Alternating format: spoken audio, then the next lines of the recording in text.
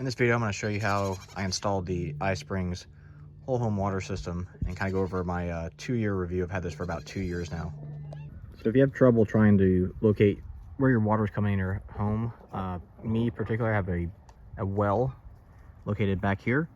And if you kind of think of how they're going to lay this out, they're going to put it in as close to the straight line as possible from out here through the yard. All right, so here's my well. Again, looking at those water lines. This well was already put in place when I purchased the house. But again, following the water lines, straight over to the house here is where we're gonna go.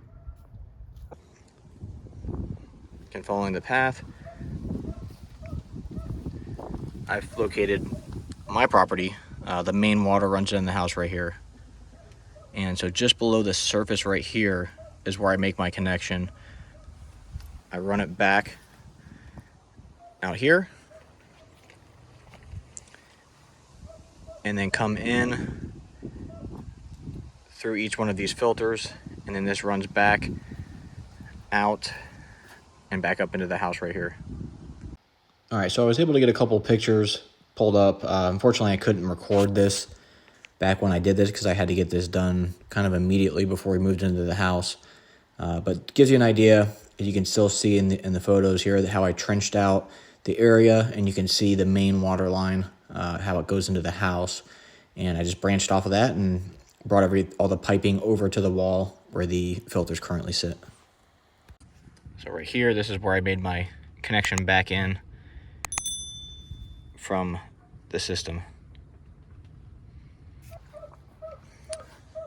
So my system has a bypass right here. I can shut this valve off, open this valve up, and let the water run through. I have another valve here just so I don't have water coming in and out here, and I can again shut this valve off here so water doesn't go back into the filters. With each one of those, prior to going into the system, I have a PSI gauge here, and over here I have another PSI gauge. That's a good way to tell when the water is running through the system if you have the filters are getting clogged up. Having the bypass in place works out really well. So especially when you want to clean this pre-sediment filter out here, I can shut everything off to the filters, still run water through here into the house. It just obviously won't be filtered prior to going in. So I can shut this, drop this down, and then I still have water to rinse this out because there's a filter inside here. The main line that comes into the house is a 1-inch pipe. So all of these are 1-inch pipes here, 1-inch pipes here, and then running back into the house, that's all 1-inch pipe. All right, so like I said, I have had this for about 2 years.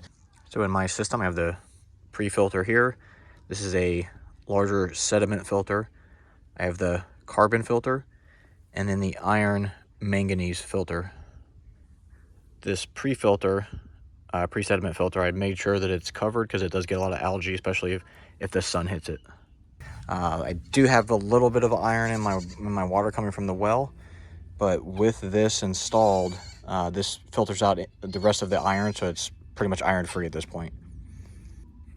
Only thing I'd recommend that I would have done different is to have some type of shade over this thing so to protect this from the sun. As you can see, everything kind of gets faded out, and just over time it's probably going to get worse. That's pretty much it, guys. It's pretty simple to install. Just got to make sure you get the correct main water line coming in when you come into the house, and tie into it, and you'll be good to go. Thanks guys for watching. Like and subscribe, and comment if you have any questions on this.